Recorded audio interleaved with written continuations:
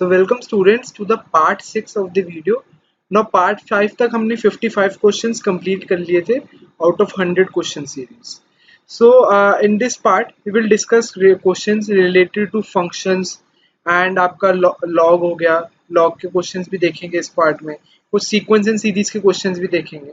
So majorly सारे questions आपके जो इस part में cover होंगे वो आपके higher maths के रहेंगे and also आपके कुछ graph related questions भी देखेंगे. कई चीज़ों का आपको जैसे कोई इक्वेशंस आती हैं आपके सामने, सो उन इक्वेशंस का अगर आप विदाउट सॉल्विंग देम अगर आप उनका ग्राफ बना ले तो ग्राफ बनाने से आपको सॉल्यूशंस एकदम दिख जाते हैं. सो ऐसे क्वेश्चंस भी इस वीडियो में लिए हुए मैंने, सो सारे देखेंगे. सो स्टार्ट करते हैं पहले क्वेश्चन से. पहला क्वेश्चन जैसा कि आपको स्क्रीन पर दिख रहा है. So first question says log base 2 and ये पूरे एक्सप्रेशन का log है इज इक्वल टू 1. सो हमसे पूछा गया प्रोबेबल वैल्यू ऑफ x. सो अगर मैं सबसे पहले आपको इसका बेसिक वाला तरीका बता देता हूँ, उसके बाद हम ऑप्शन पुटिंग से तो इसको क्वेश्चन को बिल्कुल कर ही सकते हैं. ऑप्शन पुटिंग में कोई आपका टाइम ज़्यादा वेस्ट भी नहीं होगा, लेकिन आपको मैं बेसिक अप्रोच भी इसकी बता देता हूँ अगर आपको बेसिक अप्रोच से करना है. सो उससे सबसे पहले मैं आपको बताता हूँ लॉग का मीनिंग क्या होता है. अगर आपको बेसिक नहीं पता है, अगर मैं ये एक्सप्रेशन लिखता हूँ आपके सामने log a base b is equal to c, ठीक है. अगर मैंने आपके सामने ये लिखा है तो इसका मीनिंग क्या है? इसका मीनिंग ये है कि b की ऐसी क्या पावर है जो मुझे a देगी और b की वो ऐसी पावर जो है वो c है, यानी कि इस फर्दर इक्वेशन को मैं लिख सकता हूँ b की power c is equal to a. अगर कुछ इक्वेशन कुछ ऐसी होती log 8 2 3, सो इसका मीनिंग क्या है कि 2 की कौन सी पावर मुझे 8 देती है. तो जब भी आपके पास ऐसे एक्सप्रेशन आए log a base b is equal to c, so उसको इंटरप्रेट करने का मतलब आपको पता होना चाहिए कि जो बेस की क्या पावर हो, बेस की ऐसी क्या पावर हो कि मेरे पास जो फंक्शन है, जो मेन फंक्शन है वो निकल कर आ जाए.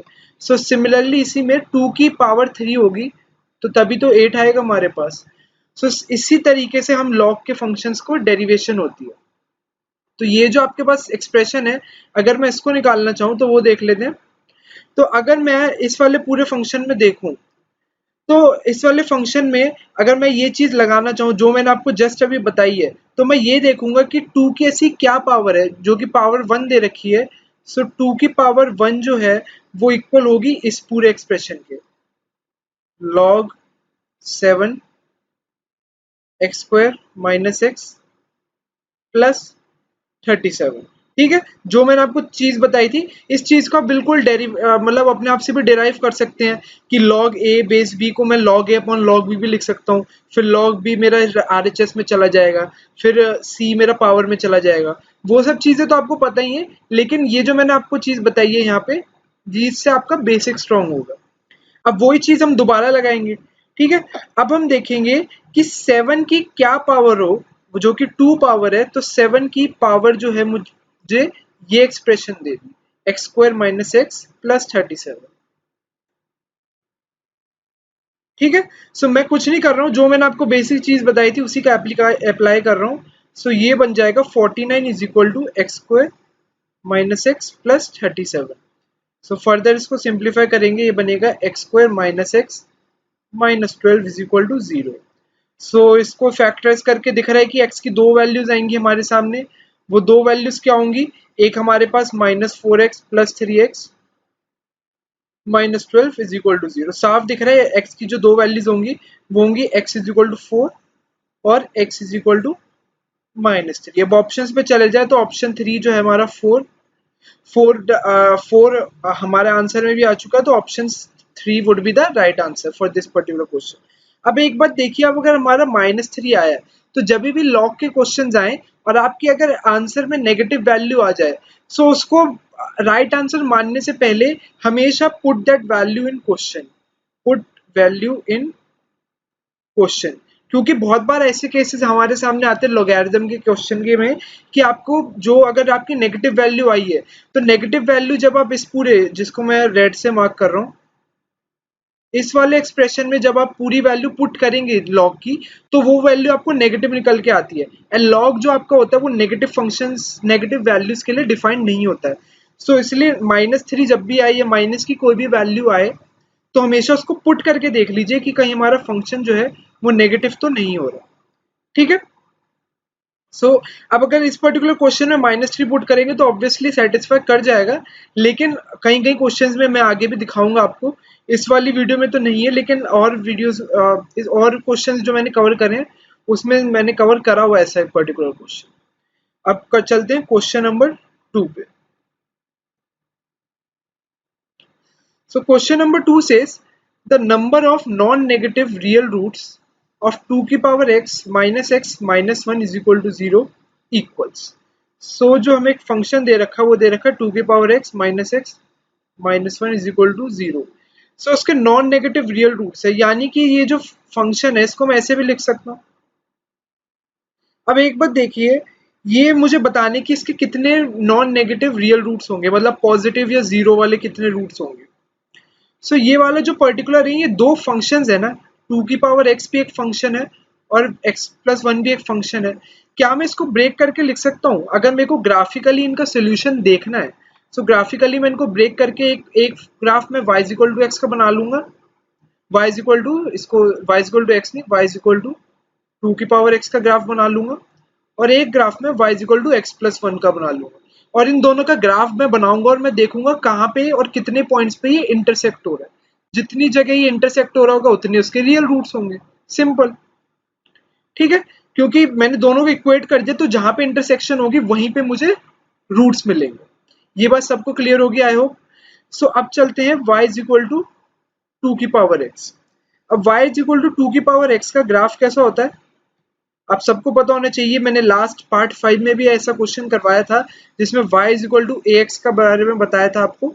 सो उसका ग्राफ ऐसा जाता है आपको, ये वैल्यू आपकी नीचे से बढ़ती चली जाती है, और ये जो पॉइंट होता है आपका ये 0,1 होता है। और जो y is equal to x plus 1 का ग्राफ कैसा होता है वो देख लेते हैं। आपको y is equal to x का ग्राफ तो पता है ना, y is equal to x का ग्राफ ऐसा होता है।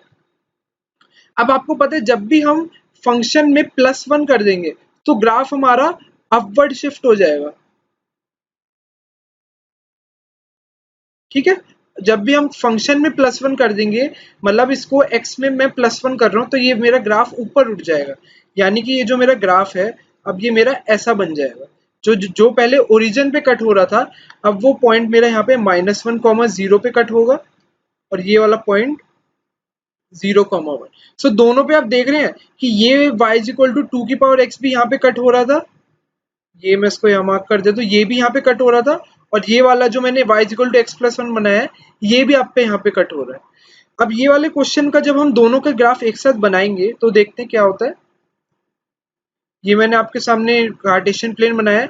अब इसके बाद में अगर मैं y is equal to x plus 1 plot करूं, so y is equal to x plus 1, ये हो गया मेरा -1,0, और ये 0,1 ये वाला पॉइंट हो गया। अब ये तो y equal to x plus 1 हो गई, और y इज इक्वल टू 2 की पावर x। जब इसका मैं ग्राफ बनाऊंगा तो ग्राफ मैंने अभी आपको बताया था, ये आपका वैल्यू जो है आपकी ये बढ़ती जाएगी, और ये यहाँ पे ऐसे 2 बार इसको कट करेगी। ठीक है, अब ये वाला जो पॉइंट है, अब हम ग्राफ ऐसे नहीं बन सकता कि जैसे आप लोग सोच रहे होंगे कि ग्राफ में सर आपने यहाँ पे करके ये वैल्यू कट होके यहीं से नहीं बड़ी हो जाएगी, नहीं, क्योंकि ये जो एक्सपोनेंशियल फंक्शन है ये एकदम स्ट्रेट लाइन नहीं होती आपकी, ये शुरू में बढ़ता जाता है। जैसे यहाँ पे ये टेंड कर रहा था 0 की तरफ और धीरे धीरे ये बढ़ रहा है, तो ये जो पूरा फंक्शन है इसको ये 2 पॉइंट्स पे कट करेगी। एक तो ये वाला पॉइंट जो कि हमने निकाला था 0,1, और जब ये वाला पॉइंट हम निकालेंगे सो ये वाला पॉइंट आपका निकल कर आएगा 1,2। ठीक है, ये वाला पॉइंट जब आप इन दोनों का इंटरसेक्शन करेंगे 2 की power x is equal to x plus 1, so ये वाला पॉइंट आपका 1,2 निकल कर आएगा। ठीक है, ग्राफिकली जब ये आप चेक करेंगे तो यही वैल्यूज निकल कर आएंगी। अब 2 की power x is equal to x plus 1 है, ये पर्टिकुलर ऐसा क्वेश्चन था कि ये इस पर्टिकुलर क्वेश्चन में आपको ये सब करने की भी इतनी जरूरत नहीं थी। अगर आप सिंपली x को एक बार 0 पुट करके देख लें और x को एक बार 1 पुट करके देख लें, x को 0 एंड एक मिनट और x को आप 1 पुट करके देख ले तो भी आपके आंसर निकल कर आ जाएंगे। लेकिन ये जो मैंने पूरा ग्राफिकल मेथड आपको बताया है ये पूरा मेथड आपको क्लियर होना चाहिए, क्योंकि कई बार पेपर में आपको 2 की पावर x की जगह 6 की पावर x आ जाए, या कुछ भी यहाँ पे x की जगह 2x आ जाए। तो इस पर्टिकुलर क्वेश्चंस के लिए आप रेडी रहने चाहिए, ताकि आपको ये ना लगे कि यार हमें तो सिर्फ एक ही चीज आती है, सिर्फ इक्वेशन बना के हम इक्वेटी कर सकते हैं। लेकिन अगर आपको ग्राफिकल मेथड पता होगा, तो इसका मीनिंग है कि आपका माइंड ओपन है और आप नए नए टाइप के अप्रोचेस भी ट्राई कर सकते हैं। ठीक है, अब नेक्स्ट क्वेश्चन पे चलते हैं। Question 3 says the root of the equation log root under root of 5x plus 5, then आपको दे रखा है log 2x plus 1 upon 2, and ये पूरे के ऊपर है, एंड माइनस आपका log 15, ये इक्वल टू आपको 0 दे रखा है। अब आपके पास 4 ऑप्शंस हैं, सो इसका बेस्ट तरीका क्या है, ऑप्शन से। अगर आप इसको डायरेक्ट सॉल्व करना चाहेंगे तो सॉल्व करने में टाइम लगेगा इसको, क्योंकि इस पर्टिकुलर क्वेश्चन को जब मैं सॉल्व करूंगा तो मुझे पता है इसमें सब में आइडेंटिटी लग जाएगी, log m plus log n। ये वाला जो हाफ है ये 1/2 है, तो ये तो रूट बन जाएगा। सो जब मैं सॉल्व करूंगा तो यहाँ तो रूट 5x प्लस 5 बनेगा, और ये हाफ ऊपर इसकी पावर बन जाएगा यहाँ पे। सो ये मेरा बन जाएगा अंडर रूट 2x प्लस 1, ये एक ब्रैकेट हो गया, ये एक ब्रैकेट हो गया आपका, एंड आपका अपॉन 15 हो जाएगा। और ये जो सारी वैल्यू है आपकी, ये किसके इक्वल हो जाएगी, 0 के। सो इसको अब आप बैठ के सॉल्व कर सकते हैं आराम से, लेकिन इसमें टाइम लगेगा काफी, ये टाइम कंज्यूमिंग क्वेश्चन है। इस 0 को आप log 1 के इक्वल लिख सकते हैं। सो एंटी लॉग ले लेंगे तो आपके पास इक्वेशन जो बनेगी root 5x plus 5 into root 2x plus 1 is equal to आपका 15 आ जाएगा। ठीक है, तो ये आपका 15 आ जाएगा। तो इसको फिर सॉल्व करेंगे, स्क्वायरिंग बोथ साइड्स करके सॉल्व कर लेंगे, तो ये थोड़ा सा लेंदी मेथड बैठेगा। बेस्ट तरीका क्या है, अगेन आप ऑप्शंस पुट कर लीजिए। अब आप ऑप्शंस पे जाएंगे तो लास्ट में अब हम RHS को देखें तो RHS में 0 आ रहा है, यानी कि हमारी जो भी ऑप्शन होगा उस ऑप्शन को पिक करने पे माइनस इन दोनों ऑप्शंस को पिक करने पे मतलब log 15 बनना चाहिए, क्योंकि log 15 माइनस log 15 ही मुझे 0 देगा। सो अब ऑप्शंस पे जाएंगे तो -11/2 तो मैं सबसे पहले टर्म में पिक नहीं करना चाहूंगा। द रीजन बीइंग, क्योंकि वो एक नंबर है जो फ्रैक्शनल नंबर है, और फ्रैक्शनल नंबर में मैं अगर रूट हटना मुश्किल है। और अगर मैं सिर्फ बी ऑप्शन पे जाऊंगा 5 पे और उसको पुट करूंगा, सो उसको पुट करेंगे तो ये वाला जो ब्रैकेट है मेरा, इस वाले ब्रैकेट में बन जाएगा log ऑफ रूट 30 बन जाएगा ये। सो log रूट 30, और ये वाला जो ब्रैकेट है ये बन जाएगा log of 2 into 5 10 plus 1 11 log 11/2। अब इसमें आप देखोगे इसमें रूट 30 किसी का भी रूट नहीं मतलब स्क्वायर नहीं होता, log 11/2 भी स्क्वायर नहीं होगा किसी का, मतलब सिंप्लीफाई नहीं हो पाएगा, कि किसी भी तरह मुझे log 15 नहीं दे पाएगा। सो ये वाला ऑप्शन भी नहीं हो सकता, और ए को मैंने अभी कंसिडर करा नहीं है, उसको अभी छोड़ रखा है। सी पे जाऊंगा 4 पे, तो 4 को देख लेते हैं ऑप्शन को। अगर इस सी ऑफ 4 को डालेंगे, सो जो पहली टर्म है वो मेरा बन जाएगा log रूट 25, और जो दूसरी टर्म है मेरी वो बन जाएगी log 2 इंटू 4 8/2 9/2। ठीक है, सो ये तो वाली टर्म मेरी बन जाएगी log 5, और 9 जो होता है ये पूरा है इसके ऊपर मेरा।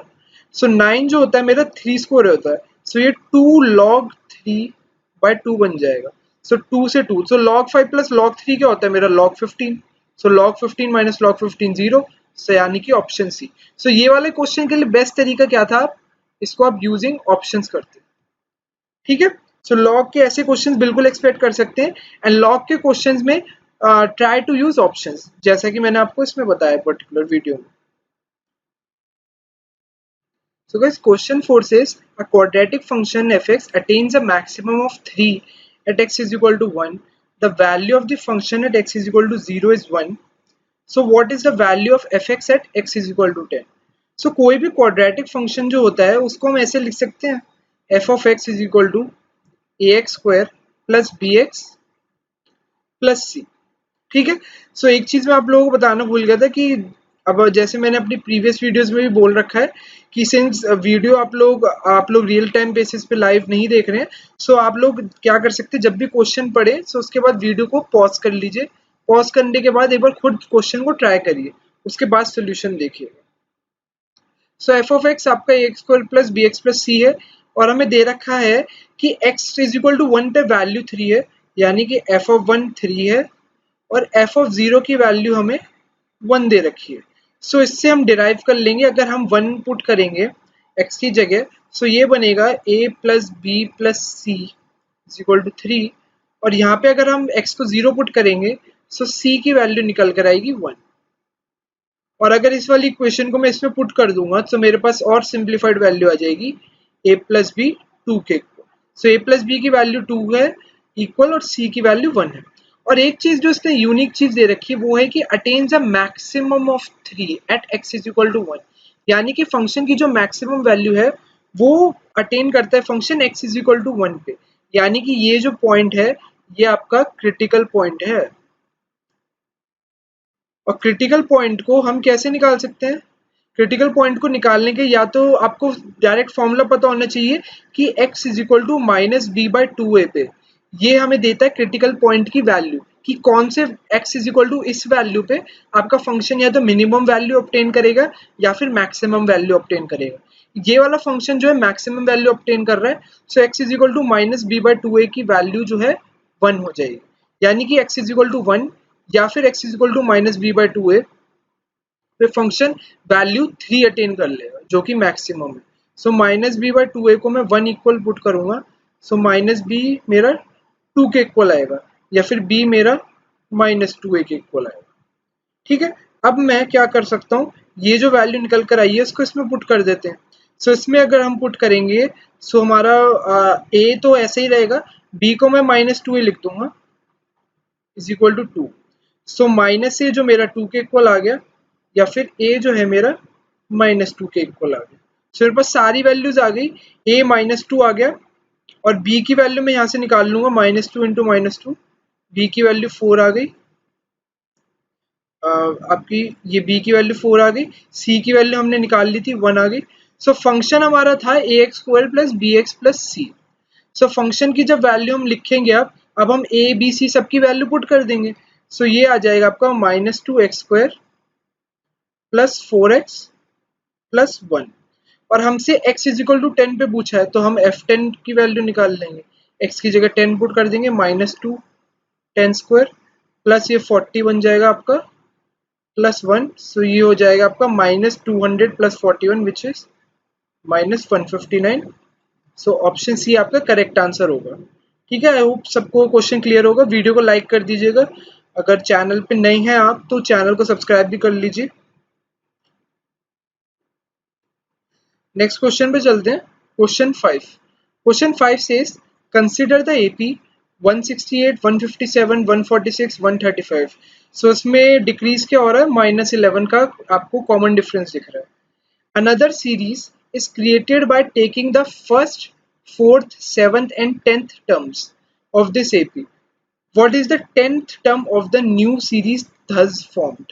ठीक है, सो ये जो बड़ी सी AP है इसकी मैंने फिर फर्स्ट, फोर्थ, सेवंथ और 10th टर्म मैंने चूज कर लिया। सो अब आप देख रहे हो कि ये भी तो इक्वल डिफरेंस है, फर्स्ट फोर्थ, इनका कॉमन डिफरेंस क्या है? हाँ, मैंने हर 3 टर्म्स बाद छोड़ के लिया है, तो ये भी तो खुद में एक AP बन गई है। ठीक है, सो ये भी है जो न्यू वाली सीरीज है वो भी एक मेरी AP बनी है। अब मुझे इस AP का 10th टर्म चाहिए। अब इस AP का 10th टर्म चाहिए, यानी कि या तो मैं सिंपली ऐड करता रहूं कि फर्स्ट टर्म इसकी फर्स्ट, ये जो न्यू AP है, लेट मी रीफ्रेज, ये जो न्यू AP है हमारी, इसमें हमने फर्स्ट टर्म लिए, फोर्थ टर्म लिए, सेवंथ टर्म, 10th टर्म। सो ऐसे मुझे अगर 10th टर्म्स में लिखता जाऊंगा, सो फिफ्थ टर्म मेरी 13th होगी, फिर 6th टर्म मेरी 16th होगी। सो ऐसे कंटिन्यू करके मुझे 10th टर्म तक पहुंचना है न्यू AP का, 10th term of new AP। सो अगर वो मुझे निकालना है, सो ऑल्दो नंबर तो इसमें छोटे हैं तो मैं डायरेक्ट काउंटिंग करके भी यहाँ तक पहुंच सकता हूँ कि कौन सी टर्म मुझे निकालनी है ओरिजिनल AP की। लेकिन बेस्ट तरीका क्या है, अब ये देखिए कि पैटर्न क्या बन रहा है। अब ये जो 1, 4, 7, 10 है, ये किस टाइप के नंबर्स हैं आपके? ये आपके हैं 3k प्लस 1 फॉर्म के नंबर्स हैं। ये आपके 3k प्लस 1 फॉर्म के नंबर्स हैं। यानी कि अगर मैं k को 0 पुट करता हूँ तो 1 आता है, k को 1 पुट करता हूँ तो 4 आता है, k को 2 पुट करता हूँ 7 आता है। और सिमिलरली अगर मुझे 10th टर्म तक जाना है तो k 0 से शुरू हो रहा है, तो मेरे को अगर 10th टर्म तक जाना है तो मैं k को 9 पुट कर लूंगा। ठीक है, अगर मुझे 10th टर्म तक जाना है तो मैं k को 9 पुट कर लूंगा, यानी कि 3k + 1 में k 9 पुट होगा तो मुझे 28th टर्म चाहिए। सो 28th टर्म मुझे चाहिए of original AP. So original AP का 28th टर्म चाहिए मुझे, जो कि ये वाली एपी है 168, 157, 146 और 135। सो उसकी अगर मुझे 28th टर्म चाहिए, सो A28 क्या होगा मेरा, A + 27 D। So first term इसकी 168 है प्लस 27 और D आपका -11 है ओरिजिनल एपी का। सो ये बन जाएगा आपका 168 माइनस 27 इंटू 11 कैसे कर सकते हैं, 27 को 11 को ब्रेक कर देते हैं 10 + 1 में। सो ये बन जाएगा 270 + 27 297। एंड इसमें डिफरेंस लेना है। अब डिफरेंस लेना है तो पहले इसको अप्रॉक्स कर देते, 297 को 300 करेंगे, सो ये बन जाएगा 132 और इसमें से 3 कम कर देंगे, सो 129। सो आंसर होगा हमारा -129 विच इज ऑप्शन बी। ठीक है, सो अब इसका मैंने इस क्वेश्चन में कुछ भी डिफिकल्ट नहीं था, थोड़ा सा मैंने बस आपको ये बताना चाहा कि अगर आपको 10th टर्म निकालनी है न्यू एपी की, तो आपको ये देखने की टर्म्स किस पैटर्न पे चल रही है। जैसे 1 4 7 10 मैंने बस आपको ये बताया कि 3k + 1 पैटर्न फॉलो कर रही है, तो उसके बेसिस पे हमने बस 28th टर्म निकाला। आप काउंटिंग करके भी सीधा निकाल सकते थे, लेकिन अगर यही नंबर बड़ा होता, मान लीजिए 10th की जगह ये 20th टर्म पूछ लेता हमसे, तो तब ये वाला 3k + 1 जो तरीका है ना, तब ये आपके लिए बेनिफिशियल होता। अब चलते हैं क्वेश्चन 6 पे। सो गाइस क्वेश्चन 6 क्या कहता है, Sarabhai finds the sum of first n natural numbers. He observes that the sum is a 3-digit number in which all the digits are same. So how many numbers did Sarabhai sum? सो आपसे पूछा गया है, अब आप options का use करेंगे तो option से निकाल सकते हैं, लेकिन आई वुड से वो थोड़ा सा टाइम कंज्यूमिंग मेथड होगा, थोड़ा सा टाइम लग जाएगा उसमें। सो आई वुड रिक्वेस्ट कि ये वाला पर्टिकुलर क्वेश्चन अच्छा है, आप वीडियो को जरूर पॉज करके एक बार देख लीजिए, इसको क्वेश्चन को खुद ट्राई करिए। सो उसके बाद हम देखेंगे इस क्वेश्चन को। चलिए देख लेते हैं इसका सोल्यूशन। सो अगर हम देखें तो sum of first n natural numbers आप लोगों को पता है समीशन एन होता है, एन इंटू एन + 1/2। और ये जो नंबर है ये मुझे दे रखा है कि एक 3 डिजिट नंबर है जिसकी सारी डिजिट्स इक्वल है, यानी कि मैं इसको ऐसे लिख सकता हूँ। अब एक बात देखिए, ये सब पार्ट सबको क्लियर होना चाहिए। अब ट्रिपल ए जो नंबर है वो क्या हो सकता है, वो या तो 111 हो सकता है या 222 हो सकता है, या ऐसे करते करते वो 999 हो सकता है मैक्सिमम। ठीक है, और अगर मैं इसको और सिंप्लीफाई कर दूं तो ये बनेगा n into n + 1 = 2 into that 3 digit number. So ये जो नंबर रहेगा हमारा 2 इंटू ट्रिपल ए, इसकी हमें रेंज देखनी है। अब अगर मैं कोशिश करूं निकालने की, n इंटू एन + 1 क्या है, ये है मेरे दो कॉन्जिक्यूटिव नंबर्स, 2 कॉन्जिक्यूटिव नंबर्स। ठीक है, दो कॉन्जिक्यूटिव नंबर्स है, तो वही चीज मुझे यहाँ पे बनानी है, 2 इंटू ट्रिपल ए को किसी तरह से दो कॉन्जिक्यूटिव नंबर्स में लाना है मुझे। अब अगर मैं 111 से 999 में देखूं, इन सारे नंबर में जो एक चीज कॉमन है वो ये है कि ये सारे 111 के मल्टीपल हैं, 111 मल्टीपल्स। ये जो 9 नंबर लिखे मैंने आपके सामने, ये सारे 111 के मल्टीपल्स हैं, यानी कि ये जो पर्टिकुलर नंबर है 111, इसको मैं फर्दर फैक्टर्स करके 3 इंटू 37 लिख सकता हूँ। सो 37 जो है, 37 मेरा प्राइम नंबर होता है इसमें। तो जो मुझे n इंटू एन + 1 की फॉर्म बनानी है, तो n इंटू एन + 1 की फॉर्म में मुझे एक नंबर 37 तो चाहिए ही चाहिए, क्योंकि 37 को मैं फर्दर ब्रेक नहीं कर सकता। सो 37 या तो n होगा और ये n + 1 होगा। अब मुझे ये देखना है कि ये कौन सा हो सकता है, और ऑप्शंस पे जाएंगे, 36 भी ऑप्शन में और आपका 37 भी ऑप्शन में। सो अगर ये मैं n + 1 लेता हूँ, सो 37 इंटू 36 करना पड़ेगा मुझे, और अगर मैं इसको n लेता हूँ तो 37 इंटू 38 करना पड़ेगा। सो पहले ये वाला केस देख लेते हैं, 37 इंटू 36। अगर मैं 37 इंटू 36 करता हूँ सो यहाँ से अगर मैं देखूं तो 37 इंटू 3 वाला पार्ट तो मुझे मिल जाएगा 111 से। उसके अलावा 36 में 3 इंटू 12 होता है मेरा, तो जो बचा हुआ 12 है, 12 को मैं कहाँ पे पुट कर सकता हूँ? 12 जो रिमेनिंग है उससे मुझे मल्टीप्लाई करना ही पड़ेगा, यानी कि ये जो नंबर बनेगा वो 3 इंटू 37 इंटू 12 बनेगा। ठीक है, 111 जो मेरा नंबर है उसमें मुझे 111 में इंटू 12 मल्टीप्लाई करना ही पड़ेगा, तभी वो दो कॉन्जिक्यूटिव नंबर्स का मल्टीप्लाई होगा, 36 इंटू 37। और जब इसको हम चेक करेंगे तो चेक कैसे कर सकते हैं हम ऑप्शंस में अगर डाल के देखें, सो ऑप्शंस में तो नहीं, लेकिन अगर मैं 36 जो है मेरा नंबर, अगर मैं इसको चेक करना चाहूँ कि 36 इंटू 37 बाई 2 क्या मुझे 3 डिजिट नंबर देता है या नहीं देता। सो उसके लिए मैं कर सकता हूँ 18, और 18 इंटू 37 जब मैं करूँगा सो वो मेरा कितना आएगा वो देख लेते हैं। 18 इंटू 37 मेरा आना चाहिए एक 3 डिजिट नंबर आना चाहिए। इसके लिए हम 18 इंटू 40 माइनस 3 कर देते हैं, इसको बेस्ट तरीका यही रहेगा। 18 इंटू 40 करेंगे तो ये आएगा 720, 720 माइनस आपका 54, तो 720 में से 54 करेंगे तो आपका आंसर आ जाएगा 666, which is the right answer. So उसका मीनिंग है कि हमने 36 नेचुरल नंबर्स को सम किया था और हमारा आंसर ये आ गया था 666। सो ये वैल्यू हो जाएगी आपकी 666। अगर आपको समझ नहीं आया तो मैं एक बार आपको दोबारा समझा देता हूँ, जहाँ पर आपको कंफ्यूजन हुई होगी वो मैं आपको बता देता हूँ। ये देखिए मैं दोबारा से थोड़ा सा ड्रॉ कर देता हूँ।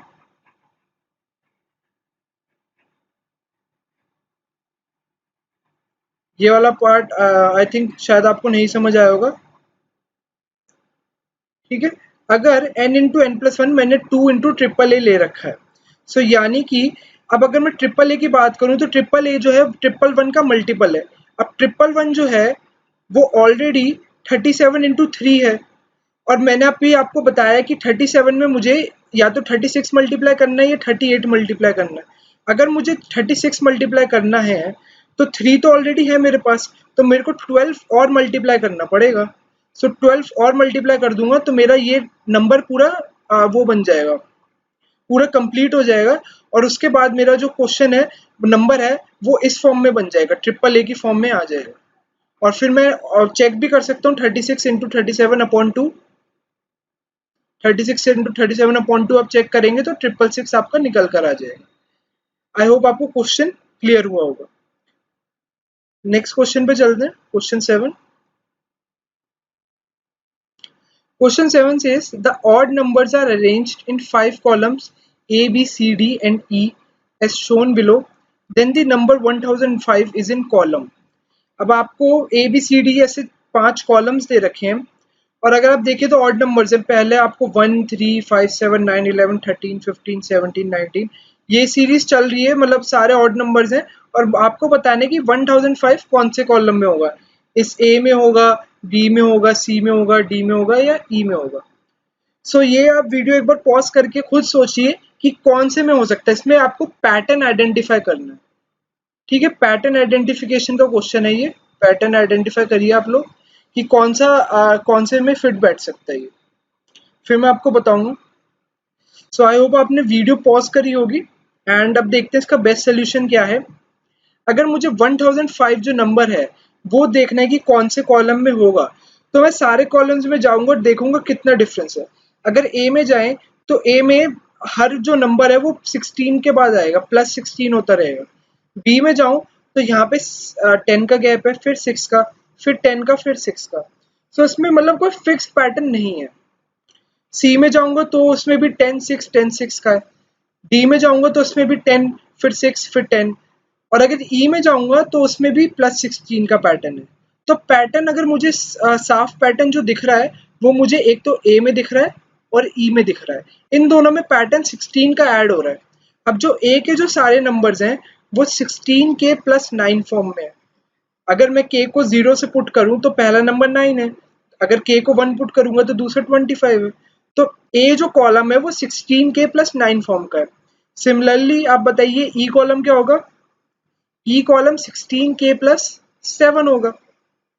अब मुझे पहुंचना है 1005 तक। सो अब मैं BCD को कंसिडर नहीं करूंगा, मैं सिर्फ ये देखूंगा कि मैं या तो 16K प्लस 9 चुन लो या 16K प्लस 7 चुन लो, मुझे 1005 तक पहुंचना है। सो मैं ये देखूंगा कि 16 का कौन सा मल्टीपल 1005 के आसपास आता है।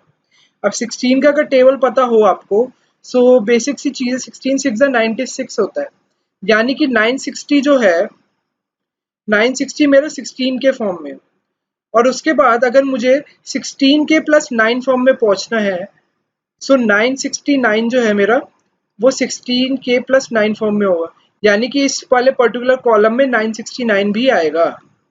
और अब मैं इसमें प्लस 16 करता जाऊंगा तो मैं क्लोज पहुंच जाऊंगा कौन सी फिगर के, 1005 के।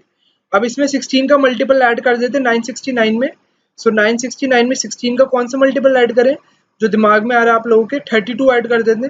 32 ऐड करेंगे तो 1001, यानी कि जो 1001 है आपका वो आएगा कॉलम ए में। अब 1001 के बाद नेक्स्ट टर्म तो 1003 है, वो आएगी 1003 कॉलम बी में। 1005 जो कि हमें चाहिए थी वो आएगी आपकी कॉलम सी में। सो आंसर होगा आपका ऑप्शन सी 1005। आप 16 के प्लस 7 वाला कॉलम भी चुन सकते थे, उससे भी आप 1005 पर आ सकते थे। आई होप आपको क्वेश्चन काफी अच्छा लगा होगा, ये गुड वैरायटी का क्वेश्चन था काफी। अगर ये क्वेश्चन देख रहे हैं आप पहली बार तो थोड़ा सा देख के लगेगा कि यार क्या डिफिकल्ट सा क्वेश्चन बनाया हुआ है, लेकिन जब थोड़ा सा पैटर्न आइडेंटिफाई कर लेंगे ना एक बार, उसके बाद बहुत इजी क्वेश्चन हो जाएगा। नाउ नेक्स्ट क्वेश्चन पे चलते हैं। Question 8 says the sum of three consecutive the sum of three consecutive terms of an AP is 48 and their product is 3840, then the smallest term is। अब आपको जो तीन terms दे रखी हैं कॉन्जिक्यूटिव सम, का सम दे रखा है 48, तो जब भी तीन टर्म्स दे रखी हो एपी की तो उनको क्या मानना चाहिए, a माइनस डी, ए और a प्लस डी, सिंपल। और इनका सम मुझे 48 दे रखा है, इनमें मैं प्लस डाल दूं सब में, सो मेरे पास 3a आ जाएगा 48, a की वैल्यू आ जाएगी 16, यानी कि जो तीन टर्म्स है मेरे पास वो 16 माइनस डी, 16 और 16 प्लस डी है। ये तीन टर्म्स है मेरे पास जिसमें नेसेसरीली जो स्मॉलेस्ट है वो 16 माइनस डी होगी और लार्ज वाली 16 प्लस डी होगी। और इसमें दे रखा है then the smallest term is. अब अगर मैं स्मॉलेस्ट टर्म की बात करूं 16 माइनस डी, तो स्मॉलेस्ट टर्म हमेशा 16 से छोटी होगी यार, ऑब्वियस सी बात है, 16 माइनस डी की बात कर रहा हूं मैं। तो कितने ऑप्शन है जो डी 16 से छोटे हैं, ऑप्शन ए गया, ऑप्शन बी गया, ऑप्शन सी 12 होगा या नन ऑफ दीज होगा। ऑप्शन सी को चेक कर लेते हैं। अगर 16 माइनस डी आपका 12 के इक्वल रख देता हूं मैं यहाँ पे, सो पहली टर्म 12 हो जाएगी, ये 16 हो जाएगा और 16 प्लस डी आपका 20 निकल कर आ जाएगा। और मुझे दे रखा है इनका प्रोडक्ट 3840 है। इनका प्रोडक्ट अगर मैं निकालूंगा सो 12 इंटू 16 आपको करेंगे, 12 इंटू 16 आपका होता है 16, 12 इंटू 15 आपका होता है 180, नहीं 12 इंटू 15 आपका होता है 150 एंड 180, एंड आपका 12 इंटू 16 हो जाएगा आपका 192। सो 192 आपका आंसर आएगा अगर 12 इंटू 16 करेंगे और इंटू 20 आप करेंगे, सो ये हो जाएगा 3840, जो कि हमारा आंसर भी दे रखा है इसमें 3840। So option C right answer होगा। सो ये वाले क्वेश्चन में भी ऑप्शंस एलिमिनेट कर रहे हैं। सो बिल्कुल ये नहीं कि ऑप्शंस को भी डायरेक्ट देख लें, पहले थोड़ा सा डेरिवेशन कर लीजिए कि हम जैसे हमने करा कि 16 से कम ही हो सकता है। सो इतनी डेरिवेशन कर लेंगे तो ऑप्शंस आपको इजीली रूल्ड आउट होते हुए दिख जाएंगे। अब चलते नेक्स्ट क्वेश्चन पे। वीडियो पसंद आ रही है तो गाइज वीडियो को लाइक कर दीजिए, एंड चैनल पे अगर आप न्यू हैं तो चैनल को सब्सक्राइब भी कर सकते हैं। सो क्वेश्चन 9 देखते हैं। So question 9 says numbers are arranged in a group as follows. So पहला ग्रुप अगर मैं लिखना चाहूँ तो ये पहला ग्रुप होगा मेरा। उसके बाद अगर मैं दूसरा ग्रुप लिखूँ -2 -3 होगा आपका। तीसरा ग्रुप आपका 4 5 6 हो रहा है, एंड ये फोर्थ ग्रुप आपका एग्जाम्पल में दे रखा है ये, ठीक है। सो आपसे पूछा गया है such that there are n elements in the nth group, यानी कि जैसे थर्ड ग्रुप है उसमें 3 एलिमेंट्स है। So what is the sum of elements of 10th and 11th group. ऐसे ही अगर मैं 10th और 11th ग्रुप लिखूंगा तो उसके सम ऑफ एलिमेंट्स क्या आएगा। इस क्वेश्चन में ऑप्शंस मैंने नहीं दिए हैं क्योंकि आई वांटेड कि आप ये क्वेश्चन खुद अटेम्प्ट करें। सो इसका आई वुड सजेस्ट कि आप एक बार वीडियो पॉज कर लीजिए और इसको अटेम्प्ट करिए, क्योंकि अच्छी वैरायटी का क्वेश्चन है। ठीक है, तो चलिए इसका सोल्यूशन देख लेते हैं। सो सोल्यूशन के लिए अगर हम देखना चाहें तो जो पहला नंबर है वो मेरा, अगर आप लोगों को इसमें समीशन ऑफ एन का यूज है पूरे क्वेश्चन में, अगर मैं देखना चाहूँ पहली टर्म की बात करूँ तो समीशन ऑफ वन जो है, मतलब पहली, अगर मैं समीशन ऑफ एन की बात, मतलब होता है कि पहले एन नेचुरल नंबर्स का सम। समीशन वन का मीनिंग है कि पहला नेचुरल नंबर का अगर मैं सम करूंगा तो आंसर वन आएगा मेरे पास। समीशन टू अगर मैं लिख रहा हूँ तो उसका मीनिंग है कि मैं पहले दो टर्म्स को सम कर रहा हूँ तो आंसर थ्री आएगा। समीशन थ्री का मीनिंग है कि one plus two plus three कर रहा हूँ तो आंसर सिक्स आएगा। सो अगर अब इस पैटर्न को आप देखना चाहें तो इसमें क्वेश्चन में पैटर्न क्या बन रहा है, अगर जो आपका नंबर आ रहा है, जैसे कि मैं ये समीशन थ्री देखूं, यानी कि ये मुझे बता रहा है कि थर्ड ग्रुप का जो लास्ट एलिमेंट होगा वो सिक्स होगा। सिमिलरली समीशन टू में, यानी कि जो सेकंड ग्रुप है आपका, सेकंड ग्रुप का जो लास्ट एलिमेंट होगा वो आपका थ्री होगा।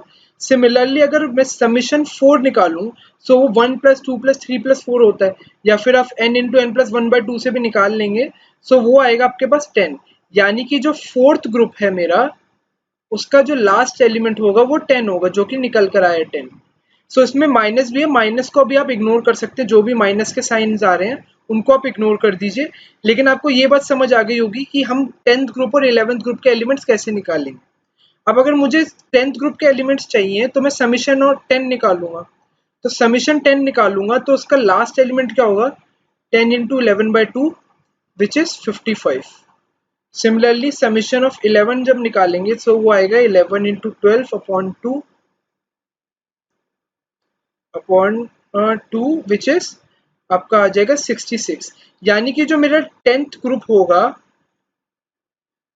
होगा उसके एलिमेंट्स, उसका जो लास्ट एलिमेंट होगा आपका, उसका लास्ट एलिमेंट 55 होगा। सो 55 होगा और इसमें 10 एलिमेंट्स होंगे क्योंकि एन एन एलिमेंट्स हैं nth ग्रुप में। सो 55 लास्ट है तो फर्स्ट एलिमेंट क्या होगा, 46। सो 46, 47, 48। सो ऐसे आपको चलना है, ऐसे आपको कहाँ तक चलना है, 55 तक। सो ये 10 एलिमेंट्स है। सिमिलरली जो 11th ग्रुप है आपका, 11th ग्रुप में आपके 11 एलिमेंट्स होंगे और उसका लास्ट एलिमेंट 66 है, और कंटिन्यू यहीं से होगा, 55 के बाद 56 आएगा उसमें, 57, 58, और ये आपका चलेगा कहाँ तक, 66 तक। सो हमने एलिमेंट्स लिख लिया। अब क्या करना है, इसने इसने पूछा what is the sum of 10th and 11th group. अब एक चीज आपको ध्यान रखनी है जब भी ये चीज कर रहे हैं कि आपको एलिमेंट्स को ध्यान से देखना है। अब जो सेकंड ग्रुप था उसके एलिमेंट्स इसने नेगेटिव करा रखे हैं, जो फोर्थ ग्रुप था उसके एलिमेंट्स भी इसने नेगेटिव करा रखे हैं। इसका मीनिंग हर इवन ग्रुप के इसने एलिमेंट्स नेगेटिव करे हुए हैं। सो यानी कि 10th ग्रुप के एलिमेंट्स भी नेगेटिव होंगे। इस चीज का ध्यान रखना है बिल्कुल आपको। अब इस चीज का ध्यान आपने रख लिया तो सिंपली बस क्या करना है अब आपको बस सिंपली माइनस करनी है चीजें। अब आप माइनस करेंगे 11th group minus 10th group करेंगे तो इजीली कैसे कर सकते हैं।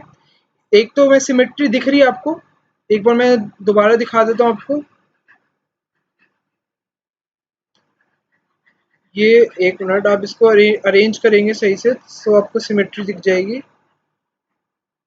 सिंपली आपको ऐड करना है उनको, नंबर्स को देखिए, जैसे आपके पास नंबर जो बन रहे हैं -46, -47, -48, और ये अप टू चल रहा है आपका -55 तक। तो नीचे के नंबर इसके नीचे लिखते जाइए डायरेक्ट, 56, 57, 58, और ये चलेगा आपका 65, और एंड में एक 66 अलग से बचेगा क्योंकि इस वाले ग्रुप में 11 एलिमेंट्स है। सो यहाँ से तो आपका 10 आएगा, इन दोनों का सम करेंगे, यहाँ से भी आपका 10 आएगा, यहाँ से भी 10 आएगा, तो 10 कितनी बार आएगा, 10 टाइम्स। सो 10 इंटू 10 तो आपका 100 हो जाएगा, और एक 66 अलग से आपका, सो 100 और 66 166। सो 166 आपका सम होगा 10th और 11th ग्रुप का। ठीक है, कैसा लगा क्वेश्चन गाइस? क्वेश्चन अच्छा लगा है तो वीडियो को लाइक कर दीजिएगा। 10th क्वेश्चन पे चलते हैं जो कि लास्ट क्वेश्चन है इस वीडियो का। So what is the sum of n terms in the series. So question है आपका लॉग्स पे बेस्ड है। सो इस क्वेश्चन को भी आप एक बार पॉज करके अटेम्प्ट करिए, आपकी अंडरस्टैंडिंग और अच्छी होगी इससे। देख लेते हैं क्वेश्चन कैसे होगा। क्वेश्चन में हमें दे रखा है log m को यहीं से देख लेते हैं। अगर ये सारी टर्म्स जो मुझे दे रखी हैं, इन सारी टर्म्स में मैं जो आपका log का बेसिक फॉर्मूला होता है कि log m plus log n is equal to log mn। So वही मैं चीज करूंगा, इसमें अप्लाई करूंगा। सारी टर्म्स जो है m हो गया, m स्क्वायर बाय n हो गया, m cube by n square, so इन सबको मैं क्या कर दूंगा, इन सबको मल्टीप्लाई कर देंगे। सो इन सबको मल्टीप्लाई कर देंगे तो ये बनेगा, इसको दोबारा लिख लेते हैं, log m, ऊपर सारे न्यूमरेटर्स को मल्टीप्लाई करेंगे सो ये m into m square into m cube into m four. अभी लास्ट टर्म पे देखेंगे, लास्ट टर्म, और यहाँ पे शुरू करेंगे तो n dot n square dot n cube, और ये अब लास्ट टर्म पे देखते हैं लास्ट टर्म क्या होगी इसकी। अब मुझे दे रखा है n टर्म्स, क्वेश्चन में स्पेसिफिकली दे रखा है कि what is the sum of n terms, यानी कि अब ये यहाँ पे m की 1 वैल्यू थी, मतलब पावर 1 थी यहाँ पे, तो ये 1 से शुरू हो रहा है तो ये जाएगा m की पावर n तक। लेकिन यहाँ पे ये 1 से शुरू हो रहा है सेकंड टर्म से, सो अब ये सेकंड टर्म से शुरू हो रहा है तो ये एंड तक जाएगा n माइनस वन तक। तो n की पावर जो लास्ट टर्म होगी ये n माइनस वन टर्म्स होगी। जो डिनोमिनेटर है हमारा उसमें यहाँ पे n की पावर 0 थी, सो यहाँ पे n की पावर 0 थी तो टर्म्स हमारी n माइनस वन होगी। सो ये 1 से लेकर n माइनस वन तक जाएगा। सो इसको फर्दर फिर सिंप्लीफाई करेंगे, सो ये बनेगा log m आपका 1 प्लस 2 प्लस 3, ये आपका जाएगा अप टू n तक, और नीचे वाला आपका n जो आएगा 1 प्लस 2 प्लस 3, ये आपका जाएगा n माइनस वन तक। बस अब क्या करेंगे, अब ऊपर समीशन ऑफ n का फॉर्मूला लगा देंगे। सो ये बनेगा आपका log m n, और इसकी पावर बन जाएगी n into n plus one by two, और इसमें नीचे जो आपका फंक्शन है ये आपका n माइनस वन तक जाएगा। सो इसमें जब हम फॉर्मूला लगाएंगे सो ये बनेगा n minus one into n by two. ठीक है, सो दोनों की पावर में आपको m की ये पावर है पूरी, m की ये पावर पूरी बनी है, और n इसकी ये पावर बनी है। सो दोनों की पावर में आपको n बाय टू कॉमन दिख रहा है, सो n बाय टू कॉमन ले लेंगे हम। सो n बाय टू हम कॉमन लेंगे, सो आंसर हमारा बनेगा log m की पावर जो बचेगी वो बचेगी n प्लस वन, और यहाँ पे n की पावर बचेगी n माइनस वन, और होल की पावर n बाय टू। अब देख लेते हैं कौन सा ऑप्शन बन रहा है हमारा। कोई ऑप्शन बन रहा है इसका 1 माइनस एन 1 माइनस एन, कोई भी ऑप्शन इसका पर्टिकुलर आंसर नहीं बन रहा, तो option D none of these इसका राइट आंसर होगा। सो आई होप आपको वीडियो अच्छी लगी होगी। क्वेश्चंस अच्छी वैरायटी के मैंने चूज करे थे। आपने देखा होगा वीडियो में काफी मेहनत लगी है, क्वेश्चंस पहले मैंने खुद लिखे हैं, उसके बाद उनका सोल्यूशन के लिए अलग से वीडियो बनाई है। सो चैनल पे नहीं है तो चैनल को सब्सक्राइब कर लीजिएगा, and you can hit the bell icon, and you can also join our telegram group. The link is available in the description below. So, thank you for watching the video.